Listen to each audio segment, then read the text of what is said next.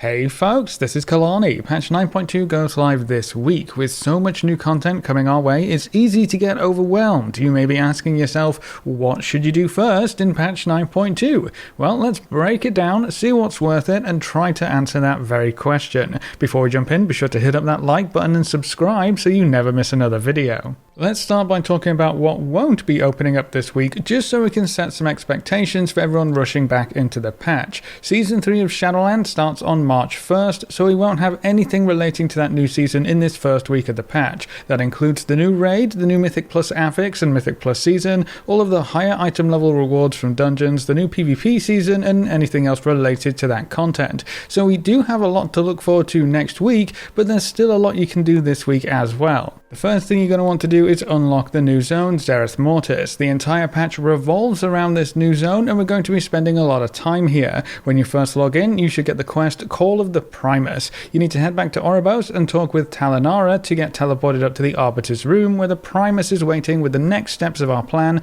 to hunt down the jailer and save our reality. If you don't see this quest on your character, you might need to unlock Korthia first. Just progress through the main story quests until the Call of the Primus pops up in your quest log. I'll leave you to play through the quest line yourself, no spoilers here, but you manage to find your way into Zereth Mortis, this unknown land of untold possibilities, with water you can walk on. There you will meet Firim, who will tell you a bit about the area, as well as enlist your help with a few chores. Eventually, he will lead you to Haven, our new hub for most of the patch, and the rest of the expansion, I guess. It's here that we open up a new gateway back to Oribos. Quite convenient that these things keep popping up right where we need them, but that's how everyone else is going to come through to the zone. Then we explore the zone a bit, get a handle on what's going on, find out what the jailer has planned, where he's going and what he's trying to do, and then set out to stop it. At some point we realize that we probably need to understand at least something that's being said by all these wondrous creatures, and that leads us to unlocking the cipher of the first ones.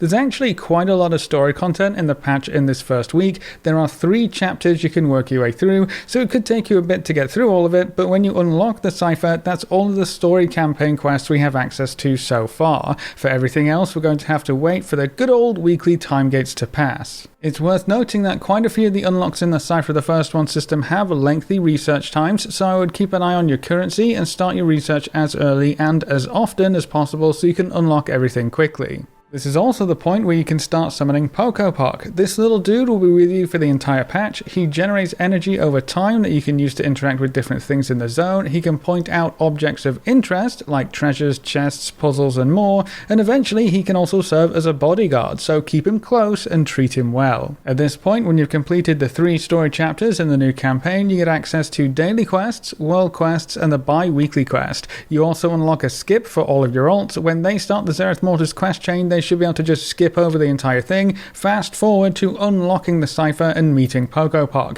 and you can go straight into the actual content of the zone. So I would recommend finishing all 3 chapters on one character before starting the others if you want to make use of that skip. With the cipher unlocked, we can turn our attention to more pressing matters, the 9.2 rep grind. The Enlightened Broker faction has all sorts of goodies on offer, like an infinite augment rune, the double legendary rune carver memory, as well as various other collectibles, so everyone is going to want to farm rep with these chappies. The most important things to get done are the bi-weekly quest from Bolvar, Patterns Within Patterns, as well as the world quests on your map. That's going to get you the most reputation for your time spent. I would also kill any rares you come across. They reward rep and help progress the bi-weekly quest, as well as loot any treasures you see as well. They won't give you any rep directly, but they will contribute to the big quest bar, and you'll want all of the treasure anyway. Doing all of this content will reward you with more ciphers of the first ones for you to use in the cipher system. Remember that you need to unlock the top points before you can start researching in the columns, and I would focus on talents or traits that unlock new options for the zone,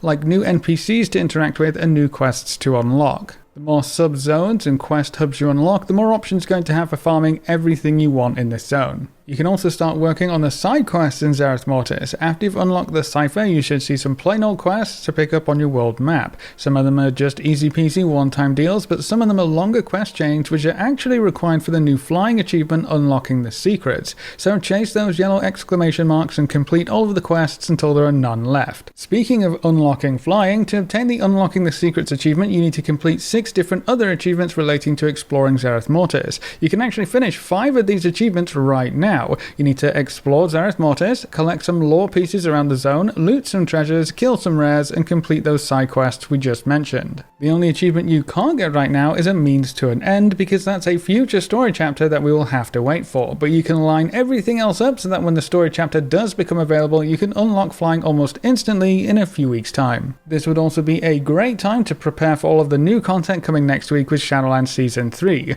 All of the shiny new loot should be available to preview in the Dungeon Journal, so you can take a quick look through, see what items you might want, which weapons look to have the best stats or just look the best, and pin down where your tier gear is going to come from, and familiarize yourself with the classes that share the same tier token. They're the chaps you're going to be asking for all the duplicates after all. Remember that dungeon loot is going to stay relevant with higher item levels, so you can compare your typical dungeon favorites against new raid loot to see if you need to run Necrotic Wake or Plaguefall another 100 times in the new patch to get that super powerful trinket or whatever item it happens to be. Tazavesh will also be added into the Mythic Plus pool, which means all of that loot will now scale with the Mythic Plus system and be upgradable with Valor. I know there were some very powerful trinkets in that dungeon specifically, but many of them have received significant balance changes recently. Either way, you might find some desirable loot from Tazavesh in Season 3 too.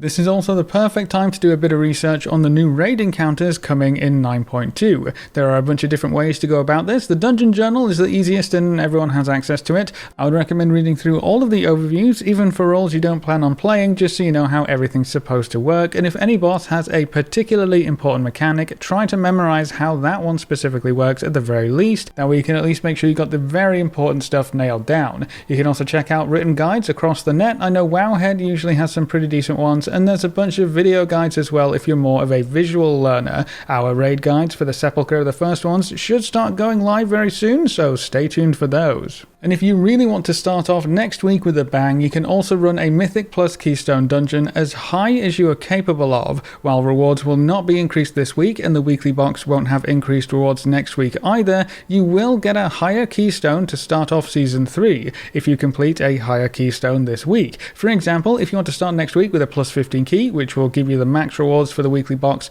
the week after next, so you know we're lining everything up for a couple weeks here, you can complete a plus 19 key in time this week, or deplete a plus 20 key, I believe, to get a plus 15 key next week, and then if you manage to complete that, you're just good for the rest of the season. It's worth noting that the Valor currency and the Conquest currency specifically typically reset at the start of a new season, so if you want to spend those currencies either to upgrade gear or purchase specific pieces of gear for the item level or the transmog, this week would be the last week to get that done before the slate is wiped clean and you have to start those currency grinds all over again. But that's everything I will be doing in the first week of patch 9.2 and what I would recommend you get done as well. What are you going to focus on first? What are you most excited about when Season 3 starts? The new raid, the Mythic Plus season, or maybe the new PvP season? Leave all your thoughts in the comment section below. A big thank you to all of our supporters over on Patreon and to everyone who subscribed on Twitch. You can see the names floating by on screen. If you want to see more videos like this, make sure to subscribe and ring that notification bell so you never miss another video. Thanks for watching, folks. Good luck and have fun, and as always, I will see you next time.